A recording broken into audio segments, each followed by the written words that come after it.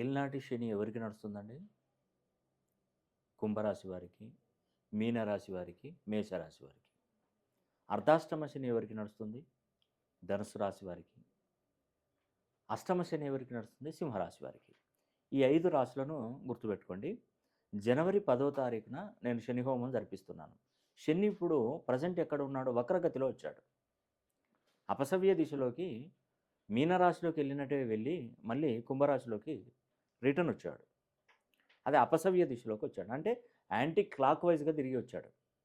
అప్పుడు శని ఇంకొకసారి అవకాశం ఇచ్చాడు. అంటే ఎవరైనా ఒకసారి first list, second list, third list ఈ కంప్లీట్ అయిపోయిన తర్వాత మళ్ళీ ఒక్కసారి ఏదన్నా అవకాశం ఉంటే మళ్ళీ ఒకసారి ఒక లిస్టు ప్రిపేర్ చేసి పెడతారు. ఆ లిస్టు పెట్టినటువంటి వారికి ఉద్యోగాలు వస్తాయి చూసారా? లాస్ట్ చివరి అవకాశం. అలాగా శని కుంభరాశిలో మీనరాశిలో నుండి కుంభరాశిలో లాస్ట్గా వచ్చాడు. ఇప్పుడు కనుక జనవరి 10వ తారీఖున వెళ్ళిపోతున్నాడు. మళ్ళీ మనం 30 సంవత్సరాల దాకా మనం శనిని చూడలేము. ఇంకా శని కుంభరాశిలో ఉన్నప్పుడు మాత్రమే మనకు అనుగ్రహం కురిపిస్తాడు. అందుకే ఇప్పుడు ఈ 5 రాశులకు అనుగ్రహ ప్రాప్తి కలగాలంటే ఖచ్చితంగా మీరు శని హోమం జరిపించుకోవాల్సిందే.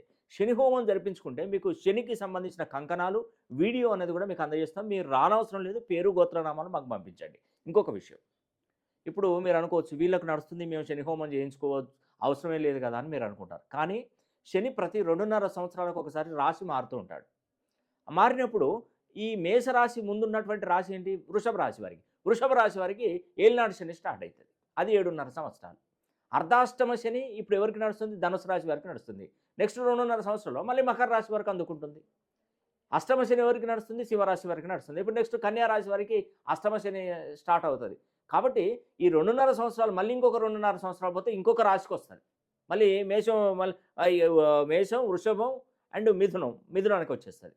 అట్లా ప్రతిసారి శని అన్ని రాశులకు దాని యొక్క ప్రభావం చూపెడుతుంది. కాబట్టి మనం ఏం చేయాలంటే 12 రాశులలో జన్మించినటువంటి వారు ఖచ్చితంగా మీరు శని హోమం ఒక్కసారి కనుక మీరు చేయించుకుంటే శని అనుగ్రహం పొందుతారు. మళ్ళీ శని మన వైపు చూడరు. అది మాత్రం గుర్తుపెట్టుకోండి. శని ప్రభావం ఉన్నప్పుడు ఏం జరుగుతుందంటే ఆర్థిక లావాదేవీలు మొత్తం దెబ్బతింటాయి. మొత్తం లాస్. ఆరోగ్యం లాస్, వ్యాపారం లాస్, ఉద్యోగం లాస్, ఏదైనా వ్యాపారం చేసినా, ఏదైనా స్థలాలు కొనుక్కున్న దాంట్లో లాస్, లిటిగేషన్లో ఎక్కువ ఇబ్బంది పడుతున్నారు. కాబట్టి దయచేసి చెబుతున్నాను, జనవరి 10వ తారీఖున శని హోమం చేస్తున్న కేవలం 500 మందికి మాత్రమే శని హోమం. ప్రతి ఒక్కరికి లేదు. ఎందుకంటే మనం ఆ రోజే లాస్ట్ కాబట్టి ఆ రోజే పూజ చేస్తాం కాబట్టి శని హోమం చేస్తాం. ఆ చతుర్ముఖ దిగ్బంధనంతో ఆ